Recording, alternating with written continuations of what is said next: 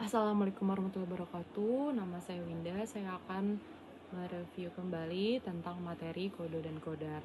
Jadi yang seperti kita ketahui bahwa kodo dan kodar itu termasuk ke dalam takdir. Takdir ini ada yang bisa diubah dan ada yang tidak bisa diubah. Jadi itu tergantung dari kita sendiri.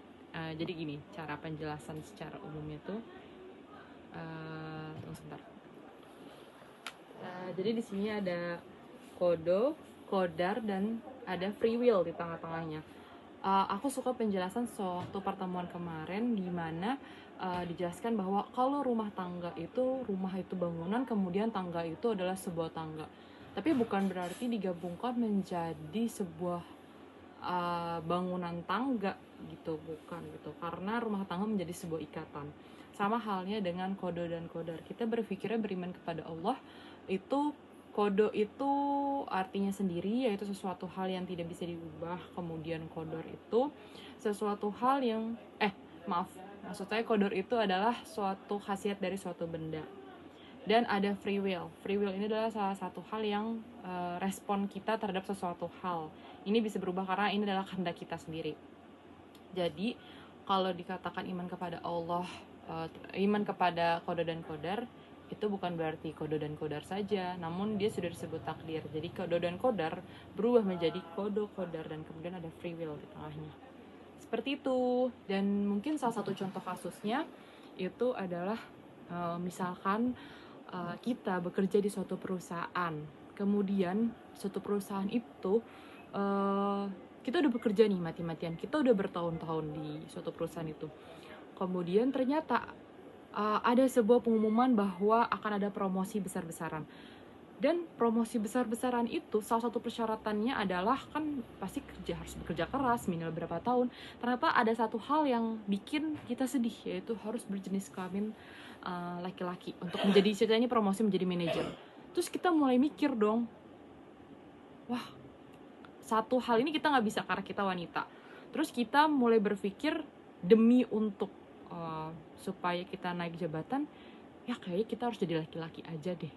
Kayaknya emang bener deh laki-laki itu lebih semangat, lebih banyak peluang, padahal enggak gitu. Kita mulai berpikir untuk merubah diri kita dari wanita menjadi laki-laki. Itu sesuatu hal yang salah. Itu udah kodonya kita gitu. Maksudnya nggak bisa sesuatu hal yang bisa diubah. Seperti juga salah satu contoh lainnya adalah kalau kita lahir dari keluarga mana. Terus salah satu contoh lainnya adalah misalkan kita pengen terlahir menjadi makhluk lain, misalkan aku pengen jadi kucing, itu juga nggak bisa karena kita manusia gitu. Kita nggak bisa berubah seperti itu.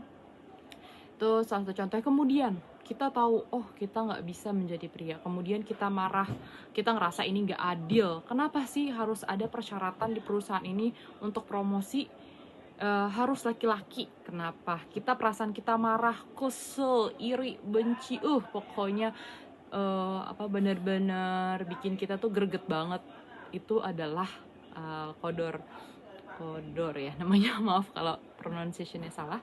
Jadi itu adalah sesuatu hal, perasaan kita gitu, perasaan yang dikasih sama Allah, bahwa pada kenyataannya sebenarnya manusia itu wajar kalau dia sedih, ya marah, kesel, suka, benci, apa segala macam gitu. Tapi kita harus tahu, balik lagi ke yang tadi dibilang di sini, ada free will di sini. Jadi setelah ada kodo, kemudian kodor, terus kemudian ada free will. Free will itu adalah kehendak kita sendiri. Bagaimana caranya kita dalam situasi tersebut, dalam kita diberi amanah perasaan ini gitu, gimana kita cara mengelolanya? Kita sebenarnya punya akal, teman-teman. Kita diamanahi sebuah akal. Salah satu hal yang membuat kita berbeda dan termasuk makhluk yang sempurna. Kenapa kita nggak berdiskusi aja sama atasan kita bahwa wanita itu sebenarnya adalah salah satu manusia yang juga berjuang keras gitu. Kita maksudnya kenapa harus laki-laki aja gitu yang dipromosiin gitu?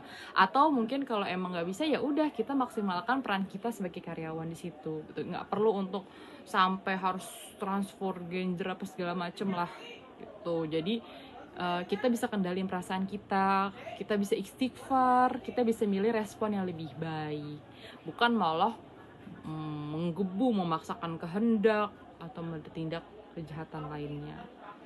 Seperti itu pemahaman saya terhadap kode dan kodar. Dan terima kasih Yuk Ngaji udah ngajarin banyak hal.